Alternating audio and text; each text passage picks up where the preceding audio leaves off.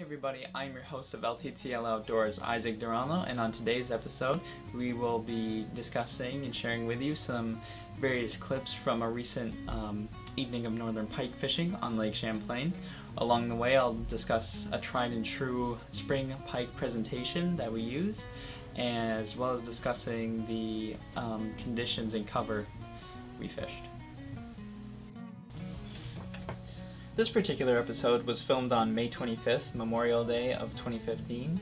Water temperatures were in the mid-50s and the air temperatures were in the mid-70s. We had a southerly wind at around 8 miles per hour for most of the time we were out there. It varied a little bit, but was fairly consistent. We were fishing prefrontal conditions. The next day, a warm front moved in and temperatures went up to around 85 degrees. So that really made the fish active. They were chasing our baits around, and it made for a fun night on the water. One thing I was doing, I was using a pike imitator, and pike are known to eat their young, so that really riled the fish up, and there wasn't a lack of action for much of the night at all. Stayed pretty consistent throughout the night and made for just an awesome evening on the water. We were using bass setups with straight fluorocarbon at around 10 to 12 pound test, I think is what we were using. We didn't tie on any leaders or anything like that, or have any wire leaders, and didn't break off any fish. A few days later, I was fishing a similar technique and actually did break one off, but so you have to kind of pick your spots. I think if I did it again, since they were active anyway, I don't think the leader would have affected much, and it would have made it foolproof pretty much. So I would put a leader on now. It does change the action of the jerkbait a little bit, but they were active enough where I don't think it would have really affected the bite. We were fishing in a canal that was about 6 feet in the middle, and it sloped up, and the edge of the range we were fishing was around 2 feet. And that range seemed to be, where most of the fish were holding. There were a few fish up shallower, but, as far as being efficient and getting the most bites, it was within that 2 to 6 foot range. We were also fishing reed beds, so as you can see in pieces of the video, there are a bunch of dead reeds up in the shallower water, and in some of the deeper water there were freshly grown, newly emerging green reeds. And so the pike were tending to hold on the boundary of that because they were targeting the bait fish.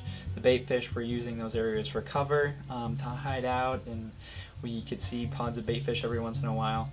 And the pike were really keying in on the bait fish. We weren't exactly matching the hatch with our presentations. I was using a pike imitator that you'll see a little bit later, and my buddy Isaac was using a yellow perch imitator. But the key was the erratic action and the fast motion of our baits that was really getting those aggressive pike riled up even more. As you can see in the video, I keep a pretty consistent motion to my bait.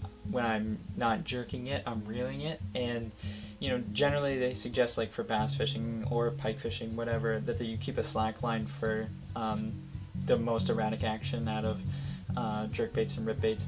But on this particular night, it seemed to be more effective to keep a straight line approach, and the pike were chasing it down, that kind of thing. It didn't work as well to have the side-to-side action, but the straight line, really fast motion. And the pike definitely keyed in on that. And then every once in a while, we would pause the bait, and got quite a few hits on the pause as well. But yeah, the pike were definitely keying in on that erratic action, and that was definitely a key for us that evening. We were fishing in 2 to 6 feet of water, and boat placement was pretty key actually. We did spook a couple fish earlier in the evening before we determined, how to position the boat. They were really everywhere in this little canal, so it kind of was a big drainage type deal.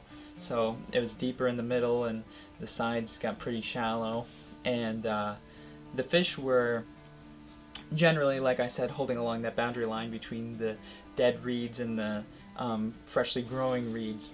But every once in a while there would be a fish, not quite where we thought it would be, and we would spook it.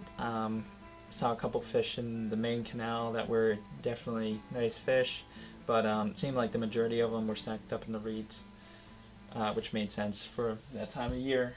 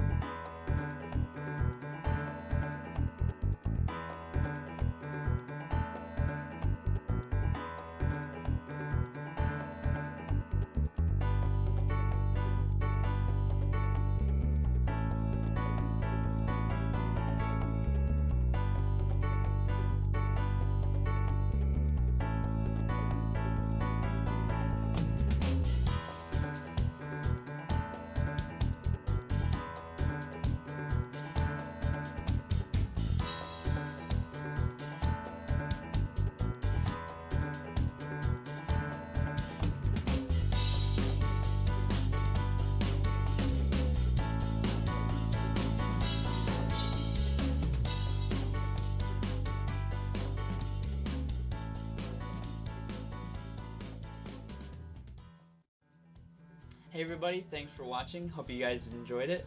If you did enjoy it, you can give us a like below or a comment. You can ask questions or maybe say what you'd like to see next on our channel. I've got my nephews Zeb and Oliver down here to help me end this video, and they're going to tell you guys how you can follow and like LTTL Outdoors. First of all, you can like LTTL Outdoors on Facebook at facebook.com/ LTTL Outdoors. LTTL Outdoors. Or you can follow us on Twitter or Instagram at LTTL Outdoors. LTTL Outdoors. Or you can subscribe below. Either way, you can keep up to date. I should be sharing the links to videos on any of those, so make sure to just follow us, and hope you guys enjoyed it, and see you soon. Until next time, long tines and tight lines. Good job, guys. Yeah.